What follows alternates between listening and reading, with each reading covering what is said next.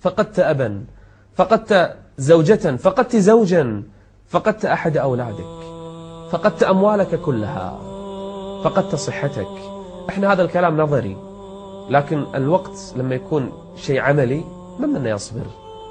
إنما الصبر عند الصدمة الأولى. تخيل جسمك سليم، عندك خطط في الحياة، عندك أحلام وآمال، سفر، دراسة، زواج، بيت، أشياء، أحلام، عيالك صغار، تتمنى تكبر وتزوجهم وتسكنهم وتعيشهم أحلى حياة، أحلام جميلة.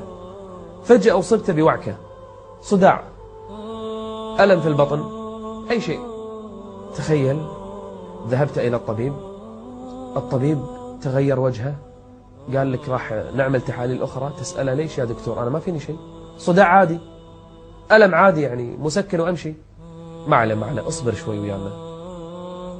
الطبيب جاء قال لازم ندخلك عندنا فحوصات أخرى. ليش؟ قول لي يا طبيب. الطبيب مو راضي يرد. في الأخير بدأت الصدمة. قال التحاليل كلها تثبت أن هذا المرض قد انتشر في جسمك وأنه لا علاج أبدا. تخيل الدنيا تظلم أمامك فجأة. تتذكر ماذا؟ ضحكة البنت، صح؟ تتذكر شنو؟ ولدك اللي توه بدأ يمشي، صح؟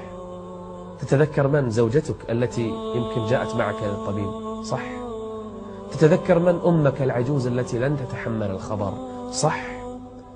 أول ما تسمع الكلمة قل مباشرة إنا لله. أنا لله، ليش زعلان؟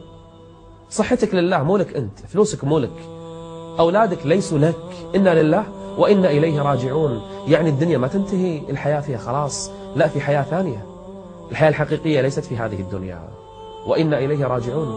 ثم قل اللهم أجرني في مصيبتي، لأن في أجر عظيم في المصيبة، واخلف لي خيرا منها. يوم القيامة تحثى عليهم الحسنات حثوا، يعني ما في عد، كل عمل لا قدر من الحسنات إلا الصبر.